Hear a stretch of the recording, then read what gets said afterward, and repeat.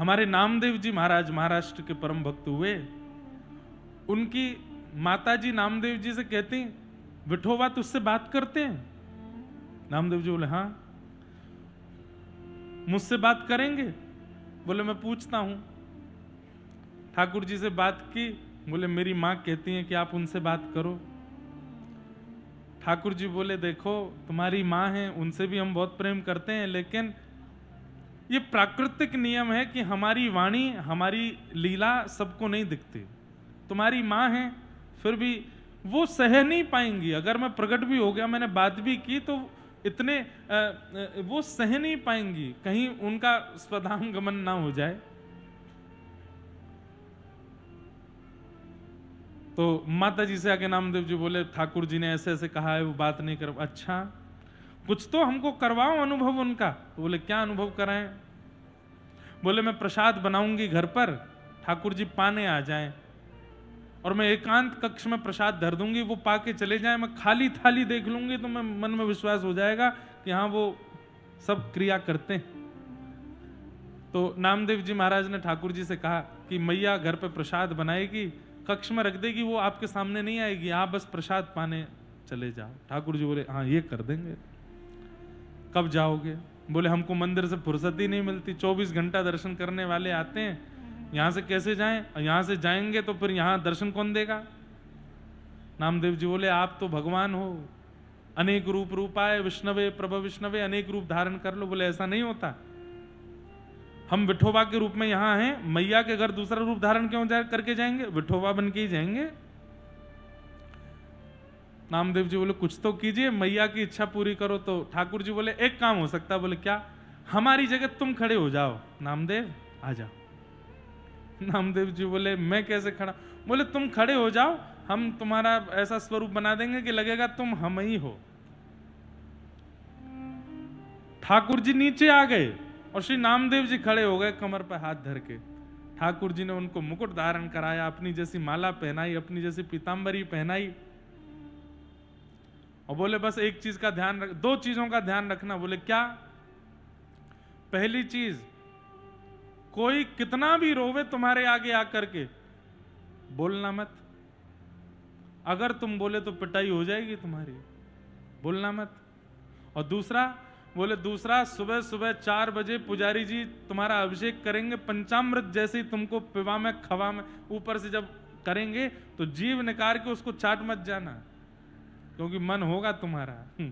सामने 56 भोग रखे जाएंगे, 56 भोग सामने पधरा के पर्दा कर दिया जाएगा, एक भी तिनका उठा के खा मत लेना, क्योंकि एक ये सब गिन के लाते हैं, एक भी खाली मिला तो तुमको दबा दबा के ढूंढने लगेंगे, ये चलते हैं क्या, खा कैसे गए? नामदेव जी बोले नहीं नहीं मैं नहीं खड़ा हो रहा, मुझे नहीं, अब तो तुम खड़े हो गए, खड़े रहो, अब हम जा रहे घर पे प्रसाद पाके आते। ठाकुर जी गए नामदेव जी के यहाँ और श्री नामदेव जी खड़े हैं। अब तो वहां दुखी हारी पीड़ा के और जाने कैसे कैसे लोग सामने आवे, कोई रो रहा है, कोई चिल्ला रहा है, कोई चरण पकड़ लेता है, विठोबा कृपा करो। नामदेव जी घबराते हैं, उसकी पीड़ा देख करके, उसके संकट देख करके नामदेव जी को घबराहट होने लगती है। राम राम, इसको मैं क्या कर दूं? अरे मुझे शक्तियां मिल जाए, मैं इसका घर बनवा दूं, इसके संग ये कर दूं, उसके संग। सबकी पीड़ाएं देख करके नामदेव जी तो बड़े व्याकुल हो गए। सुबह से खड़े थे, ठाकुर जी अपने जैसे ही बना गए थे, भूख लग रही थी नामदेव जी को, भोग प्रसाद आया, पर्दा करके सामने सब थाली रख दी, नामदेव जी बैठ गए पाने के लिए। तुरंत याद आया, ठाकुर जी कह के गए थे थाल में से एक तिनका भी मत उठा लेना, क्योंकि पर्दा खोलने के बाद थाल देखा गया और उसमें कुछ भी नहीं मिला तो तुम पर शक हो जाएगा कि ये खा गए, अब तक तो खाए नहीं, अब कैसे खा गए? नामदेव जी बेचारे भूखे प्यासे खड़े रहे। बोले बड़ा लंबा भोजन चल रहा है ठाकुर जी का, सुबह का खड़ा करके गए, अभी तक आए नहीं। प्रातः काल का समय हुआ, दूध से, घी से, दही से, शहद से, शर्करा से, सबसे स्नान कराया गया नामदेव जी को। नामदेव जी का खूब मन हो कि मैं जरा सी जीव निकाल के ये पंचामृत थोड़ा सा पान कर लूं, लेकिन ठाकुर जी मना करके गए। इतने में ही दर्शनार्थी जब आने लगे मंगला आरती के बाद, तो दर्शनार्थियों में 100 लोड़ करके श्री पंडरीनाथ भगवान आए हैं और पंडरीनाथ भगवान देखने के लिए आए नामा को, और जैसे ही आए आकर के पंडरीनाथ भगवान बलैया लेने लगे। आहा मेरा नामा, मेरा नामदेव कितना प्यारा लग रहा है, कितना आनंद आया। बोले तुरंत आके खड़े हो जाओ, मुझको जाने दो, ये सहन नहीं हो रहा है, आप कैसे यहाँ रहते हैं। ठाकुर जी बोले आनंद आया कि नहीं बता। बोले आनंद, हम तो बड़े विचलित हो गए थे। ऐसी लीलाएं ठाकुर जी जिस भक्त के साथ करने लग जाए, समझो यही रास है। आप जाते हैं स्वर्ण मुकुट अर्पित कर देते हैं, ठाकुर जी को पहना दिया, ये रस है। आप 56 भोग लेके गए, ठाकुर जी को पधरा दिया, पर्दा लगा करके थोड़ी देर बाद वापस दे दिया, यह भी रस है। आपके द्वारा प्रदत्त की गई समस्त सामग्रियां ठाकुर जी के सामने पधरा दी गई, आपकी सेवा ठाकुर जी के कर दी गई, सब रस है। पर ठाकुर जी कह करके, बोल करके, चल करके अपने आप कोई लीला आपके साथ करने लग जाएं, वो रास है। रास का मतलब नृत्य नहीं है, रास का मतलब ठाकुर जी की अति प्रसन्नता भक्त के प्रति, वो रास है।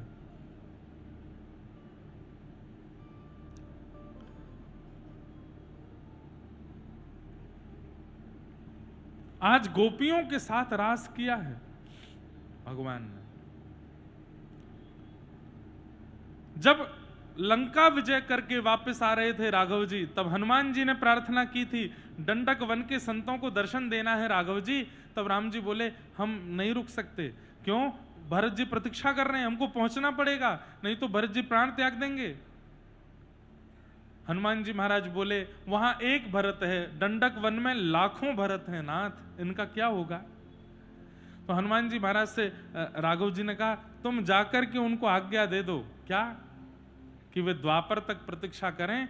द्वापर में जब हम कृष्णावतार धारण करेंगे, तब यही दंडक वन के सारे प्रतीक्षार्थी संत व्रज की गोपी बन करके आएंगे और हम इनके साथ रास विहार करेंगे।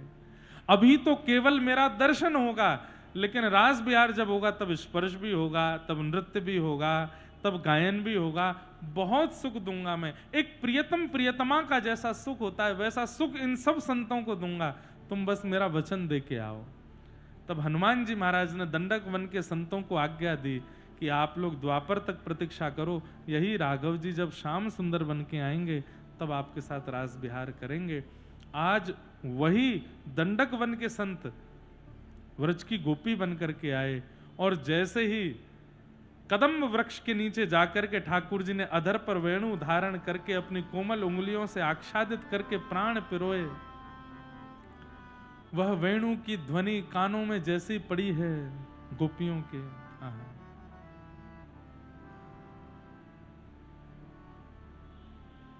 बहुत सुंदर। निशम्य गीतम तदनंगवर्धनम व्रज स्त्रिय कृष्ण गृहीत मानसा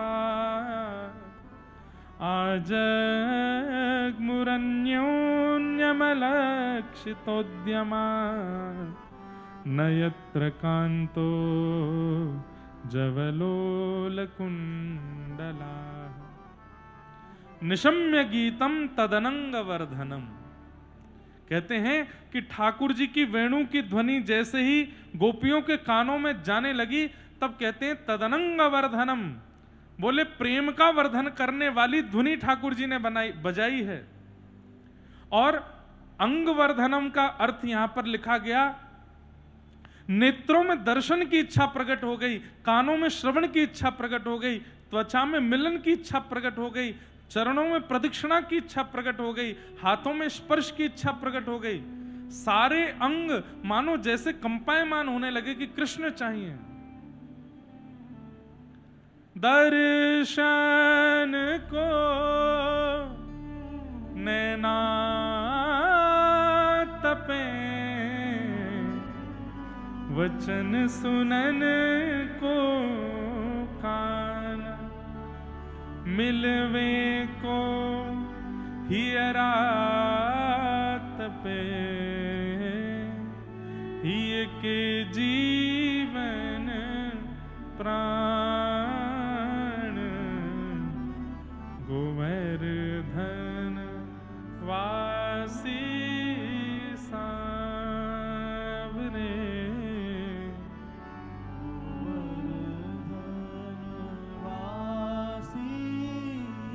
गोपियों की स्थिति कैसी हो गई। वेणु की ध्वनि जैसे ही कान में पड़ी है, मानो गोपियों की ऐसी स्थिति हो गई, दर्शन को नैना तपे, वचन सुनन को कान, मिलवे को ही रात पे, दरस बिन दुखन लागे नैन, दरस बिन दुखन लागे। जब ते पिए बिछरे तुम मोसो, जब से पिया बिछरे मोसो, जब से पिया बिछड़े तुम मोसो, जब से पिया बिछड़े मोसो, एक पल पायो न चैन, एक पल पायो न चैन, दरस बिन दुखन लागे नैन, दरस बिन दुखन लागे। अच्छा, एक बात और, ठाकुर जी ने वंशी तो सार्वजनिक रूप से बजाई थी, लेकिन कईयों को लग रहा है कि कृष्ण वंशी बजा रहा है, नंद जी का लाला वेणु बजा रहा है, और केवल स्वर सुनाई दे रहा है, धुन सुनाई दे रही है, इससे ज्यादा और कुछ नहीं हो रहा है। लेकिन कृष्ण प्रेम में जितनी भी गोपियां पड़ी हैं, जिनके चित्त में वास्तव में कृष्ण मिलन की आशा है, या फिर ऐसा कहें दंडक वन के जो संत गोपी बन करके आए हैं, उनके कानों में जब वह धुन जाती है तो केवल धुन नहीं रहती है, शब्द बन जाती है, और शब्द बन के कान में जाके मानो कहती है, अरे प्रतीक्षा पूरी भई, एक युग पूर्ण भयो है। त्रेता के बाद द्वापर में वही राघव कृष्ण बनकर के आए हैं, और कहां रुक करके बैठी रहेगी, चल जल्दी कन्हैया से मिलवे को समय आयो है। मानो वो केवल धुन ना, अब जैसे हमारे भैया वायलिन बजा रहे हैं, मैं ना बोलूं वायलिन बजता रहे तो ऐसा लगेगा कि धुन चल रही है, बस धुन सुनाई दे रही है, पर ये वायलिन कुछ बोले ऐसा तो हो नहीं सकता ना। साज से स्वर प्रकट होता है, शब्द नहीं। शब्द तो केवल वाणी से प्रकट हो सकता है, लेकिन श्री कृष्ण के प्रेम उन्मुक्त गोपियों को धुन में भी शब्द सुनाई दे रहा है। मानो ठाकुर जी कह रहे हैं, अरे गोपी मैं तेरी प्रतीक्षा कर रहा हूं, या कदम वृक्ष के नीचे खड़ा हूं, जल्दी आजा।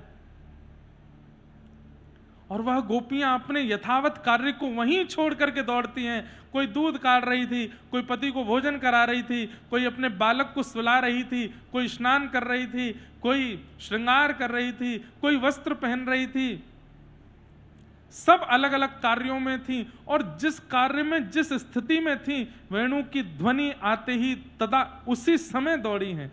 यही कथा में होता है बंधुओं, बहुत ध्यान से सुनिएगा।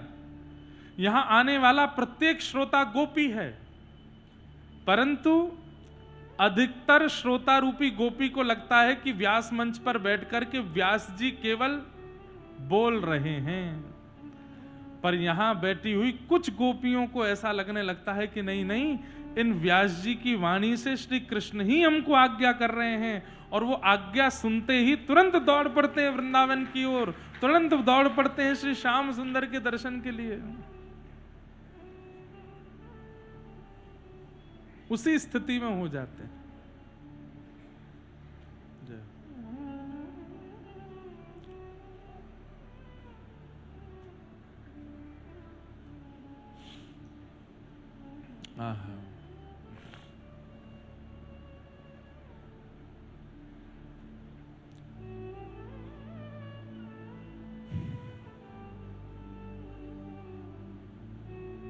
दौड़ने लगी सब गोपियां। जैसे ही पहुंची हैं, भगवान ने जैसे ही उन गोपियों को अपने सन्मुख देखा, स्वागतम वो महाभाग प्रियम किम करवाणि वा ब्रजस्यानामयं कश्चित् वृता गमन कारणम।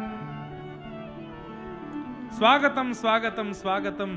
सब गोपियों का स्वागत करने लगे श्याम सुंदर। और स्वागत करने के बाद उन गोपियों से क्या कहते हैं, अपने आने का कारण बताओ, आप सब क्यों आई हो? अरे इतनी रात को घने जंगल में अपने पत्नी बच्चे परिवार सबको छोड़ करके आप यहां दौड़ी चली आई हो। मुझे बहुत आश्चर्य हो रहा है आप सबके यहां पर आने का। गोपियां कह रही हैं, बताओ, खुद ने आमंत्रण दिया, खुद ने बुलाया, खुद ने वंशी बजाई, कानन में जाके बोल रहे हैं मिलवे आओ, और एक युग से प्रतीक्षा करवा रहे हो हमसे, और आज हम जब सब कुछ छोड़ छाड़ के चली आई तो यूं कह रही हैं अपने आने का कारण बताओ। भगवान यहां पर गोपियों को पतिव्रता नारी का धर्म समझा रहे हैं। पति का किसी भी स्थिति में त्याग नहीं करना चाहिए, सास ससुर आदि आदि इन सब के प्रति कैसा भाव रखना चाहिए, और स्त्री का धर्म क्या होता है, क्या होता है। 10 श्लोकों में भगवान ने यही समझाया कि स्त्रियों का धर्म क्या है। एक बार मुझसे किसी माता जी ने पूछा, महाराज जी सवरे ज्ञान स्त्रियों को ही क्यों समझाए जाते हैं, पुरुषों को क्यों नहीं समझाया जाता? हमारे मन में एक उत्तर आया, और ये बिल्कुल सटीक उत्तर है, बहुत ध्यान से सुनिएगा। बोले गोस्वामी तुलसीदास जी तो माताओं को समझा रहे हैं, मां भीष्म पितामह ने जब ज्ञान उपदेश दिया तो वो भी स्त्री धर्म बता रहे हैं, पुरुष धर्म तो नहीं बताया उन्होंने। यहां पर आज ठाकुर जी भी स्त्रियों को समझा रहे हैं, पुरुषों को क्यों नहीं समझाया जाता? सारे नियम कानून माताओं के लिए क्यों, सब कुछ माताओं को ही क्यों समझना है? वुमेन एम्पावरमेंट वाले पीछे पड़े रहते हैं। देखो बहुत ध्यान से सुनिएगा, गैर जिम्मेवारों को नहीं समझाया जाता जिनके ऊपर जिम्मेवारियां ज्यादा होती हैं उन्हीं को ही समझाया जाता है। माताओं के ऊपर जब तक विवाह नहीं होता तब तक पिता की जिम्मेवारी, भाई की जिम्मेवारी, पिता ब्याह हो जाने के बाद पति की जिम्मेवारी, परिवार ससुराल की जिम्मेवारी, संतान होने पर बच्चों की वो जिम्मेवारी में ही रहती हैं जन्म से और अपने संपूर्ण जीवन तक। जिसके ऊपर इतनी जिम्मेवारी जिम्मेदारियां, समझाया तो उसी को जाएगा ना। और जो गैर जिम्मेदार है, आलसी मानव पड़ा रहता है, उसको क्या समझाना है? जिस पर कोई भार ही नहीं है उसको क्या समझाना? लेकिन जिसको बहुत कुछ, और एक और बात, जिससे बहुत उम्मीद होती है उसी को समझाया जाता है। जिससे कोई उम्मीद नहीं, पता है कि सब नाश ही करने वाले हैं, उनको नहीं समझाया जाता।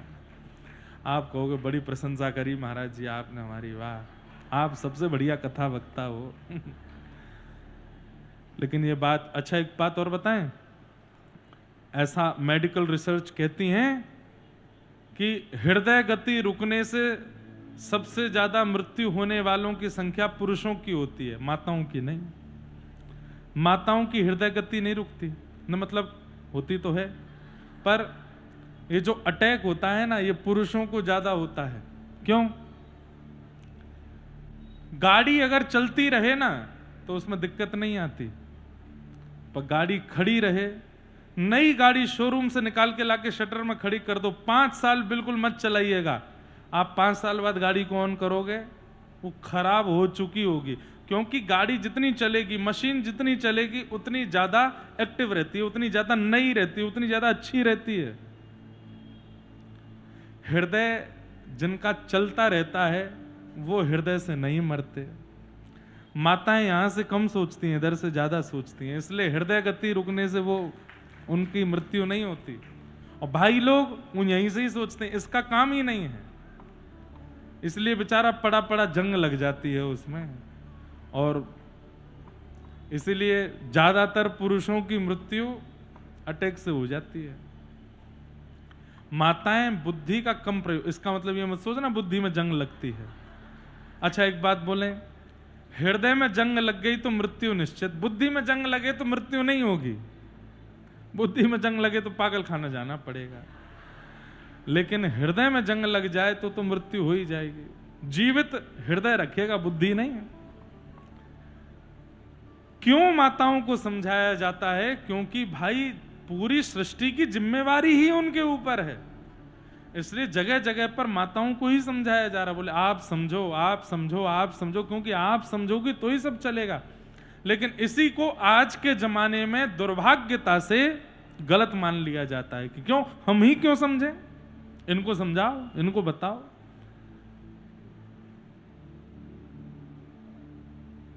आप पर जिम्मेदारियां हैं, इसलिए आपको समझाना है।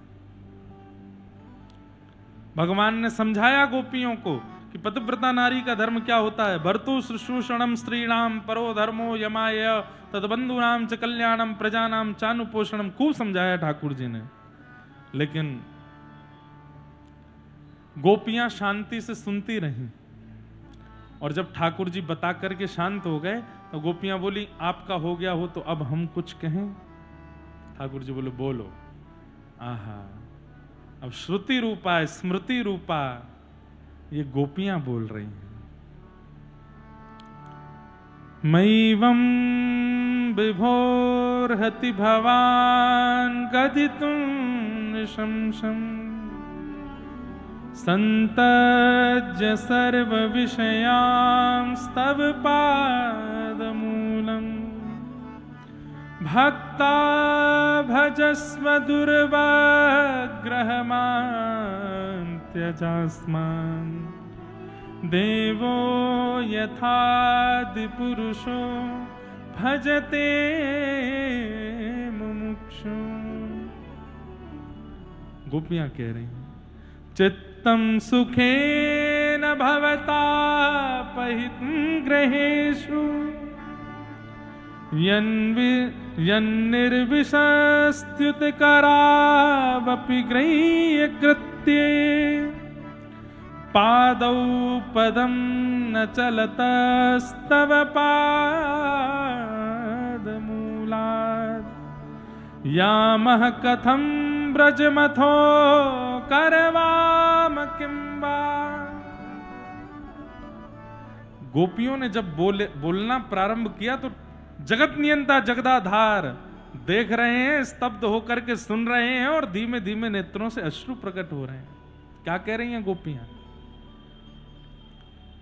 आप कहते हो कि मैं मिलूंगा तो कोई और नहीं मिल सकता, मुझे प्राप्त करना है तो सबको छोड़ के आना पड़ेगा। और आज जब हम सब छोड़ करके चली आई हैं आपके पास में, अरे पति क्या, बच्चे क्या, परिवार क्या, लोकलाज क्या, मर्याद क्या, अरे शरीर के जितने धर्म हैं सब छोड़ करके आपकी शरण में चली आई हैं, तो आप हमसे पूछ रहे हो कि अपने आने का कारण बताओ। हे कृष्ण, आप हमको व्यभिचारिणी मत समझना। बहुत ध्यान से सुनिएगा बंधु। गोपियां कह रही हैं आप हमको सामान्य व्यभिचारी स्त्री के समान मत समझना, जो एक पति होते हुए अन्य पुरुष की ओर दृष्टि रखे, वैसी स्त्रियां नहीं हैं हम ये बात जानती हैं कि आप परमात्मा हो, आप ईश्वर हो, आप 84 लाख योनियों में हमको भ्रमण कराते रहते हो। कब से हम आपकी प्रतीक्षा कर रही हैं ये आप जानते ही नहीं हो। हमारा प्रेम मिलने में नहीं है, हमारा प्रेम स्पर्श का नहीं है, हमारा प्रेम देखने का नहीं है, हमारा प्रेम किसी और क्रिया का नहीं है। संसारी प्यार, संसारी स्नेह, संसारी आकर्षण, वो सब हमारे चित्त में नहीं है। हमारा प्रेम केवल इतना है कि एक बार आप कह दीजिए कि तुम सब मेरी हो, बस ये कहकर के आप अंतर ध्यान हो जाओ। हम आपको ढूंढेंगे भी नहीं, हम आपको बुलाएंगे भी नहीं, बस एक बार कह दो कि हम सब आपकी हैं। तुम्हें छोड़ सुन नंद दुलारे, कोई ना मीत हमारो। तुम्हें छोड़ सुन नंद दुलारे, कोई ना मीत हमारो। किसके द्वारे जाए पुकार, और न कोई सहारो। किसके द्वारे जाए पुकार, और न कोई सहारो। अब तो आके बांध